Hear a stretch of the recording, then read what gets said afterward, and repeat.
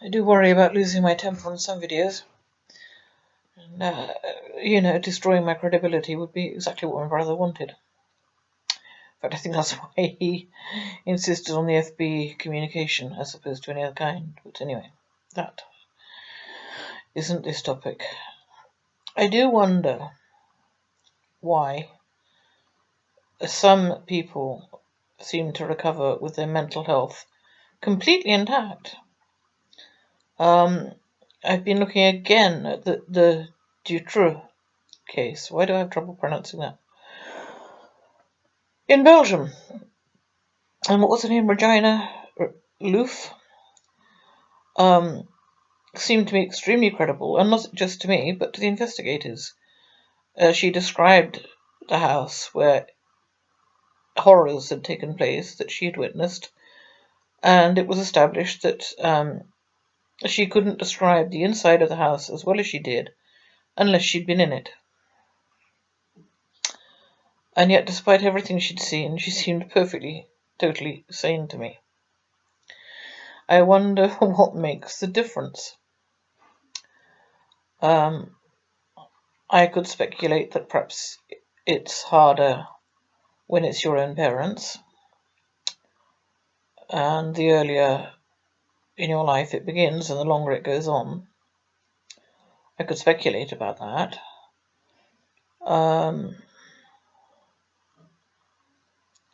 I've already said that in my opinion, for what it's worth, Natasha Kampusch doesn't appear to have recovered quite as well as Elizabeth Smart, the American young woman. I wouldn't have thought it was the healthiest thing in the world to want to live in the house where you were held captive for 8.5 years by an abuser. It doesn't seem terribly healthy to me. I mean, I'm not saying the woman's insane. I'm saying that perhaps there's a little problem there. Like Stockholm Syndrome.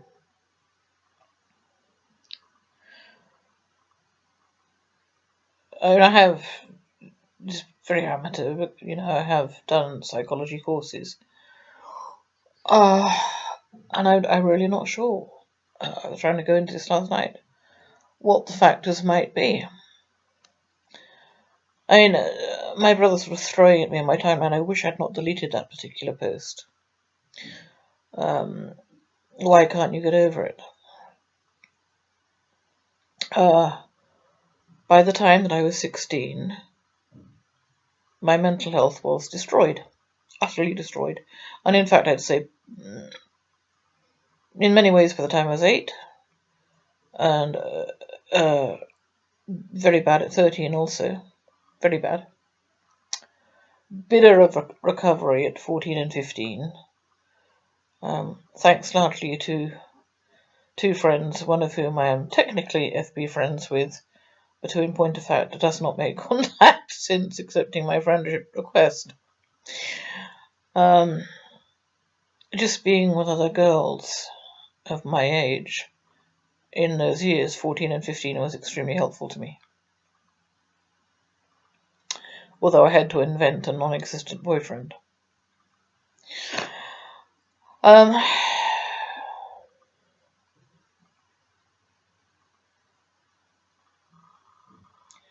I've already been over it, 5 years OCD and self-harm and suicide attempts and anorexia, bulimia,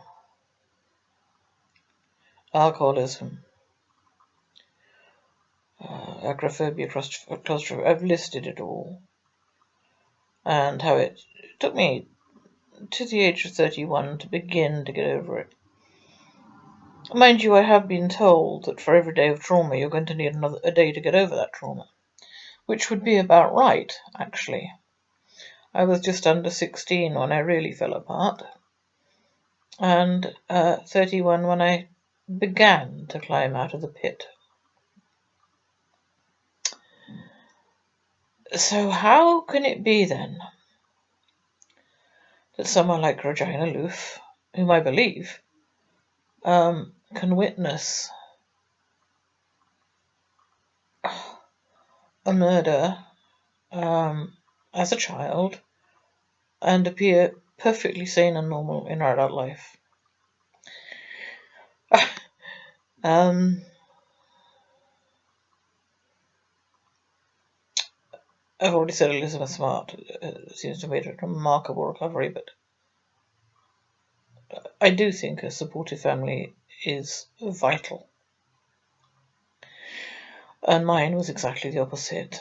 I was widely demonized by my own family. And they made sure that I knew what they were saying about me to the extended family, so that I avoided my extended family because I knew what they thought about me. I had no support of any kind anywhere. My brother, in his messages to me, has described me as a nervous wreck, without apparently wondering why a child would be a nervous wreck.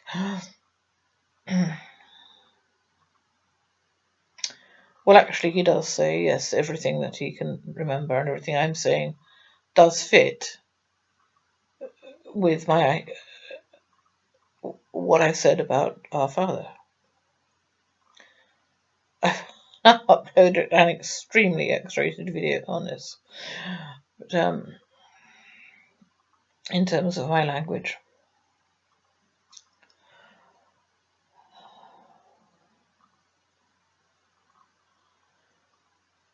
And nobody really knows the mental state of Elizabeth Fritzl. I've heard she's not doing quite as well as they thought at first. I cannot for the life of me imagine. I do think one of the factors in whether or not you recover also is whether it's your own parents committing the torture and the sexual abuse and the murder attempts. I do think that's a factor.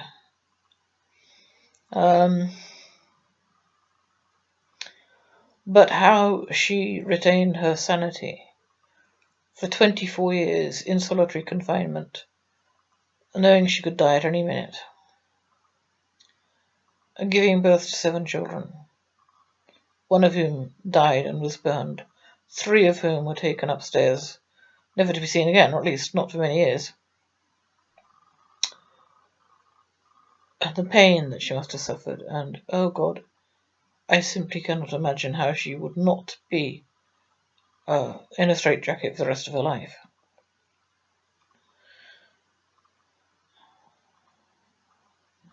And it would be true to say I do identify with her, largely because I completed my book in 2007. I thought I'd written the whole thing in 2007, but I've recently realised I must have started it in 2006. It was completed around the summer of 2007.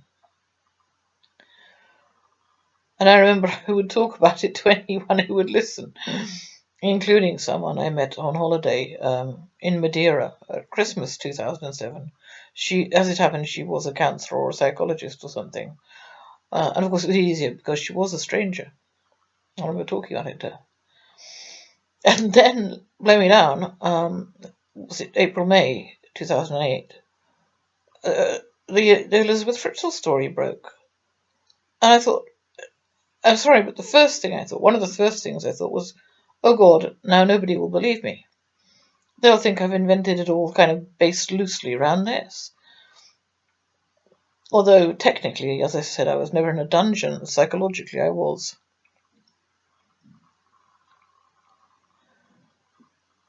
I wasn't locked in, physically. But I never had any privacy. I never had anything that might have passed for a human right. I was on tippy-toe around my mother every bit as much as I was around my father. And I have to say, in some ways, and it is not revenge, my brother effectively joined in. He would put me down whenever he could. And one of the things my father engaged in was sleep deprivation. And quite often it would be 3 a.m. I've already said I shared my mother's bed between the ages of 6 and 16. We would be lying there till 3 a.m. while my father and brother laughed and joked and chatted in the sitting room beneath the bedroom. So to my brother then it was perfectly normal to keep the whole household awake, because his father gave him permission. I also had no privacy from my brother, because I shared my parents' bedroom, and the entrance to the attic was in that bedroom, one of the easiest entrance to the attic. And my brother had a train set in there.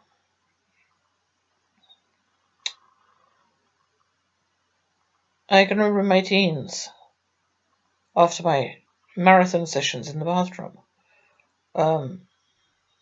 obviously I had to go and get my clothes in my what was technically my parents' bedroom, and I had to get dressed in there.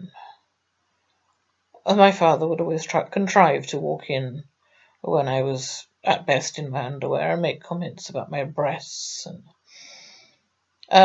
And again, Elizabeth Fritzl went through a hell of a lot worse than that.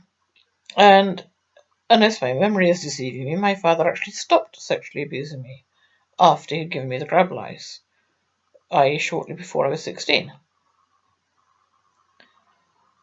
I never got pregnant by him.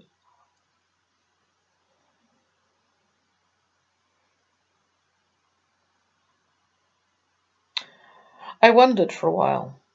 It isn't so, but I wondered if he was the father of my oldest daughter.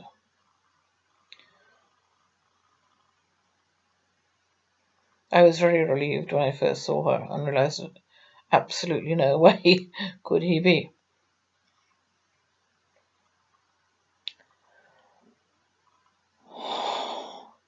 I think he wondered it too, because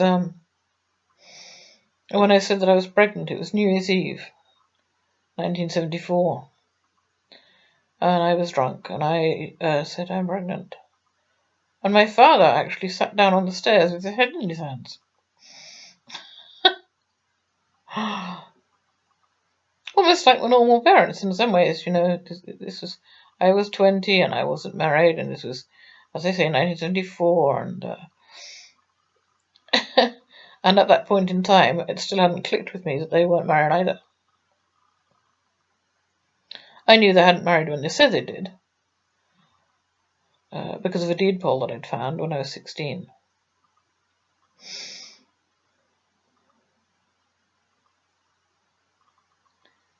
I do kind of wonder, well, I've already said maybe my mother was a little bit mad even before she met my father. Maybe she had the genes from all the inbreeding of the Noyes family. And I'm sorry to do this to my cousins, but neither of them has ever had children. Perhaps neither of them ever wanted children. But I do know also that one of the results of a long history of inbreeding can be infertility. Well, in the case of my female cousin, she didn't marry until she was 50 odd, and 50, I think. And as a devout Christian, I assume that there was no possibility of having children anyway. But the Godson line, which was my mother's family, died out with Mac Godson, the cousin who was unaware of my existence, but aware of my brother's. That died out with him somewhere in the 1990s.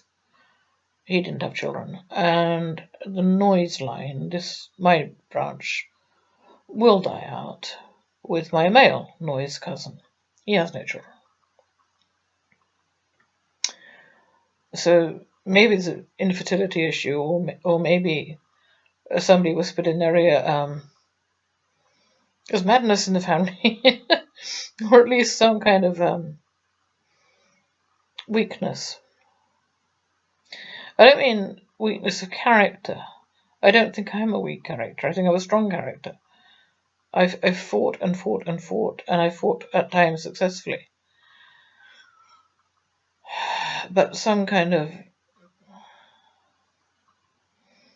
I used to be called highly strung, but I used to be called a lot of things to explain behaviour that was actually caused by the abuse.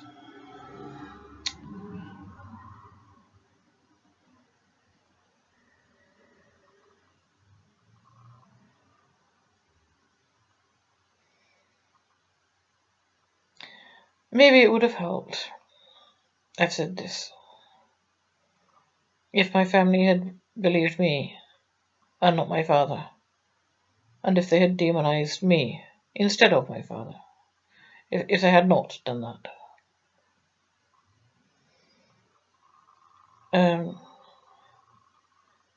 Because by the time I was 16, 17, I believed it. I believed that I was the problem. Also, another factor, I think, if you know that you were not in the wrong,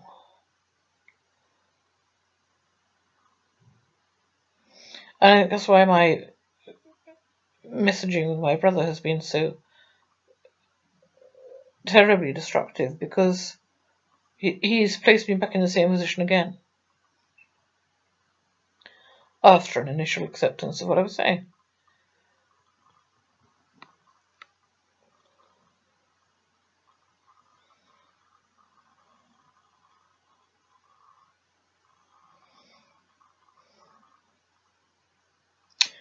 I do believe, from a pile of evidence, I cannot really produce on video, because it has to be linked together in sentences, obviously. And I do believe that my father's ring was peripheral, at the very least peripheral, to a much, much larger ring, which does include Jimmy Savile and Ted Heath. I do believe that. And I met both those men, by the way.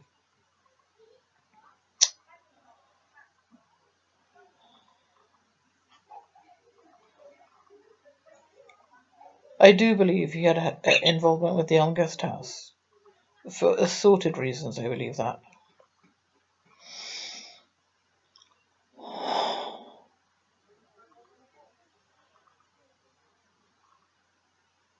And I think part of my problem is that I have not unlocked all of the memories that are there. I think there's stuff that never will be unlocked.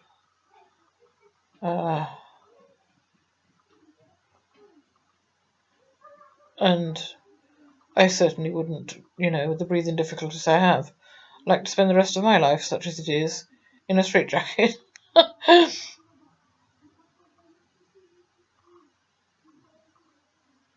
I know there was a little girl who came to what we call the old bungalow, the farmhouse right on the outskirts of Southampton, and then never came again. I'd like very much to know who she was and where she went and what happened to her, because that farmhouse was demolished and built over.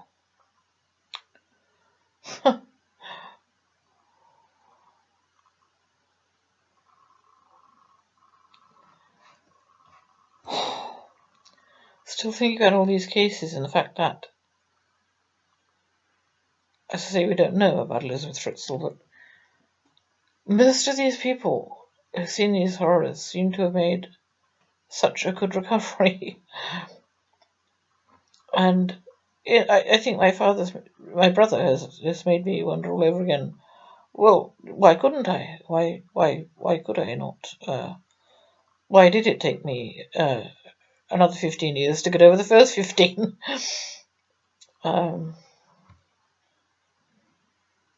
Slightly more.